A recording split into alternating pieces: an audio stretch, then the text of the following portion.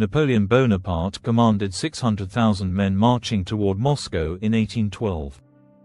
Adolf Hitler launched Operation Barbarossa with 4 million troops, the largest military invasion ever attempted.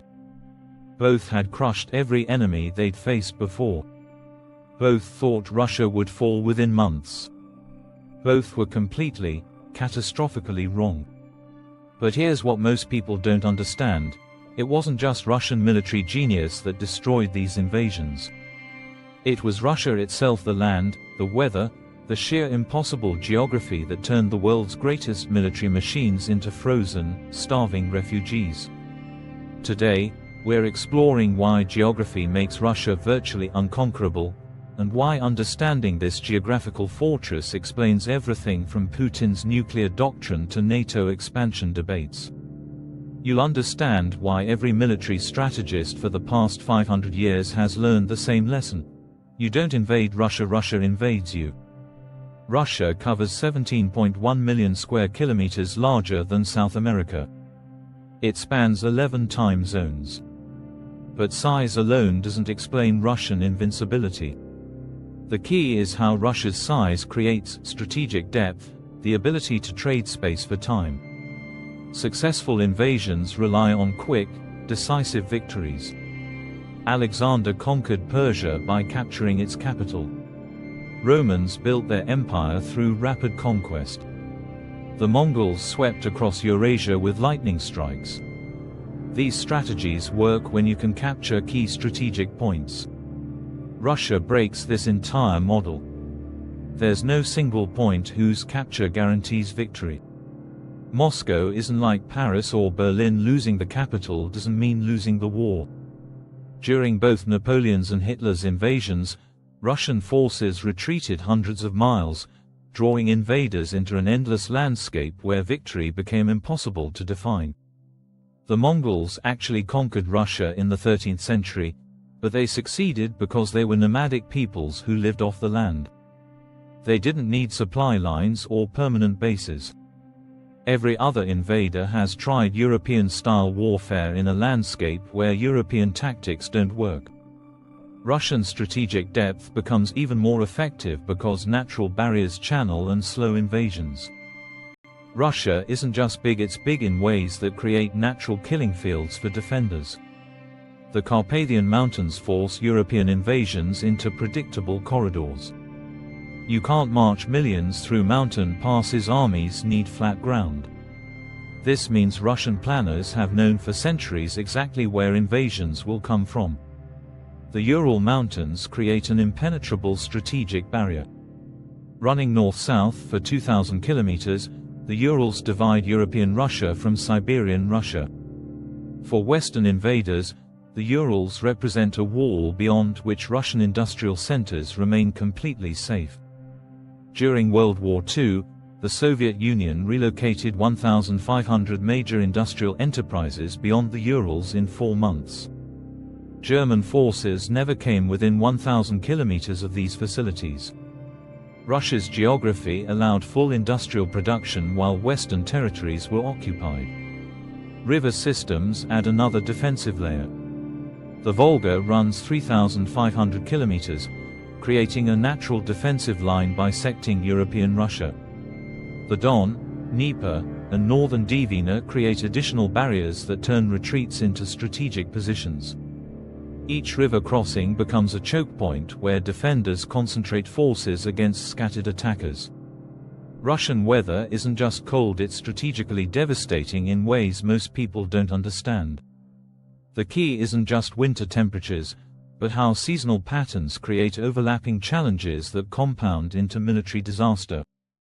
The Rasputitsa, season of bad roads, happens twice yearly, spring thaw and autumn rains. During Rasputitsa, roads become impassable swamps. Tanks sink, supply trucks can't move, entire armies become stuck in mud. Napoleon encountered spring Rasputitsa during his retreat from Moscow. Roads frozen during his advance became traps during withdrawal. Artillery transported over months was abandoned in mud.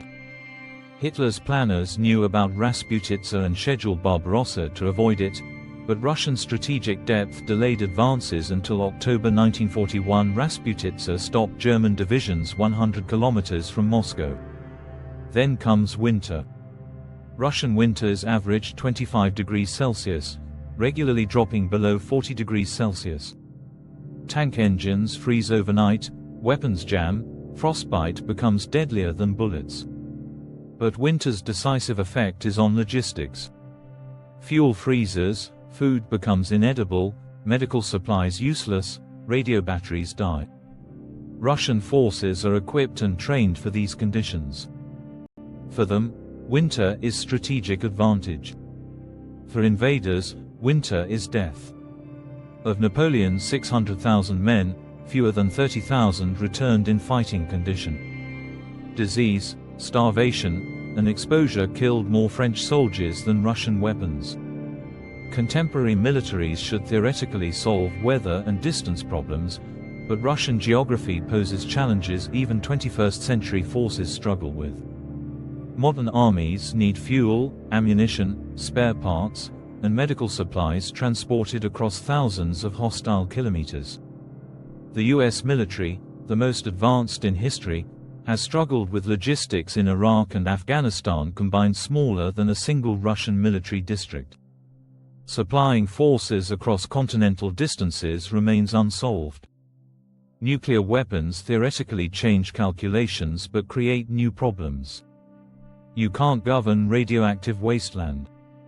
Russian geography means missile silos, mobile launches, and command bunkers are scattered across territory too vast to eliminate completely. Russian nuclear doctrine explicitly acknowledges geographical advantages. ICBMs are deployed across 11 time zones, making simultaneous destruction impossible. Mobile launchers operate in Siberian forests larger than European countries. Arctic submarine bases operate in conditions that challenge the most advanced naval forces. Napoleon's 1812 invasion provides the classic example. The Grande Armée was the most professional, experienced military in European history.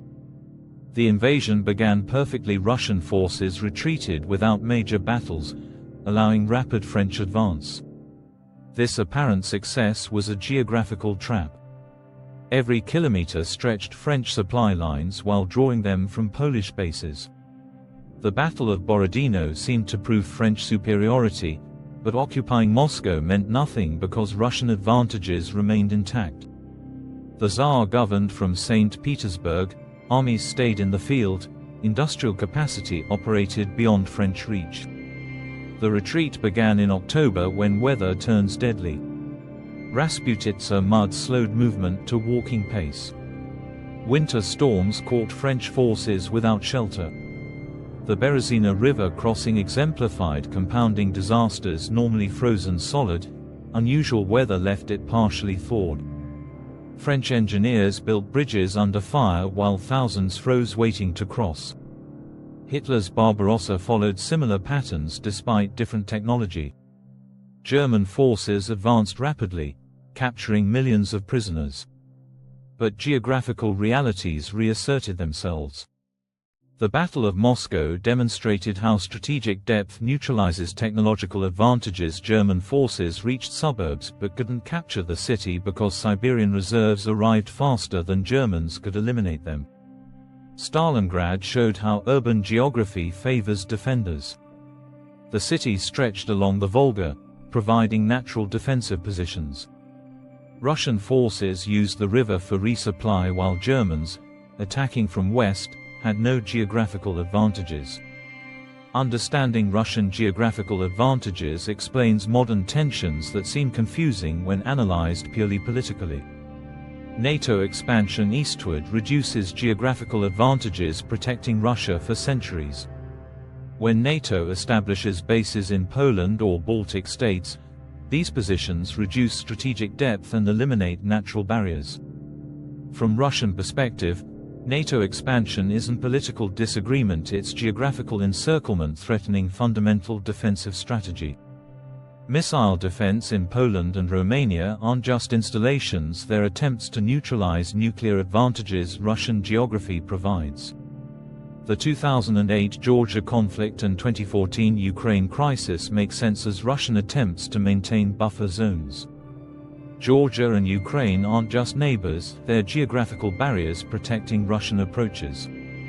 Military intervention reflects geographical thinking, not just political ambition. Belarus serves as Russia's western buffer, providing depth protecting Moscow from European approaches. Arctic policy becomes increasingly important as climate change alters advantages. Melting ice opens northern approaches while creating resource opportunities. Climate change represents the first potential challenge to Russian geographical advantages in centuries. Rising temperatures could alter protective weather patterns, while melting permafrost affects infrastructure. Arctic ice melting opens northern approaches naturally protected throughout history. However, climate change also creates new advantages. The Northern Sea route becomes navigable, potentially making Russia crucial in global shipping. Siberian agricultural potential increases as growing seasons lengthen. Advanced surveillance and precision weapons theoretically reduce concealment advantages, but Russian territory remains so vast complete monitoring requires resources no country possesses. Cyber warfare creates new challenges not respecting boundaries, but Russian responses demonstrate traditional geographical thinking adapting to new threats. Russian geographical invincibility isn't historical curiosity, it's active geopolitical reality shaping global politics in 2025. Every major power understands Russian territory can't be conquered conventionally, explaining why nuclear weapons, economic sanctions, and cyber warfare became primary tools for great power competition. Geography gave Russia the ultimate military gift. Space so vast occupation becomes impossible, weather so harsh extended operations become unsustainable, and natural barriers channeling attacks into predictable killing fields. From Napoleon to Hitler to modern NATO strategists, everyone learns the same lesson. You don't conquer Russia, you negotiate with Russia. This geographical reality explains Russian confidence in negotiations, willingness to accept casualties, and insistence on buffer states. Russian leadership knows their territory provides advantages no other major power possesses, basing strategic thinking on geographical realities unchanged despite technological advancement. Understanding Russian geography means understanding military solutions to Russian political behavior don't exist. Economic pressure, diplomatic isolation, and technological competition remain the only viable approaches, because geography makes conquest impossible. What do you think? Could modern military technology finally overcome Russian geographical advantages, or will distance, weather, and strategic depth continue protecting Russian territory indefinitely? If this military geography analysis was helpful, subscribe to GeoBrief for more analysis of how geography shapes global politics. Hit the notification bell and share with anyone wanting to understand why geography still matters in modern geopolitics. Next week, I'll analyze another geographical choke point controlling global economics. Remember, in geopolitics, geography is destiny.